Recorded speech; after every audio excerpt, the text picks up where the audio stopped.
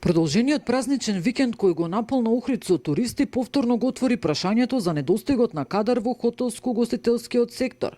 Угостителите и персоналот го надополнуваат со сезонски работници од другите градови од земјава и средношколци, бидејќи голем дел од обучениот стручен кадар заминува на работа надвор од нашата земја. Важен третманот на младите, значи каков третман ќе имаат во кај менеджментот во туристичкото стопанство и сето тоа поврзано така дава определена перспектива, затоа што кадарот што излегува се поуспешен и поуспешен е.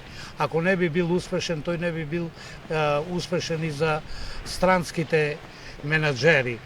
То значи дека и за нашите менаџери треба да биде тој кадар успешен. Според добрите познавачи од областа на туризмот, стручното образование игра важна улога во формирањето на квалитетен кадар кој брзо може да се интегрира во работниот процес. Една од можните солуции е токму дуалното образование, кое ќе овозможи таа млада популација порано да се вклучи во туристичките активности. Тоа како капацитети го имаме во средното училиште до некаде во на факултетот за туризам и угостителство кој работи на во рамките на нашиот регион.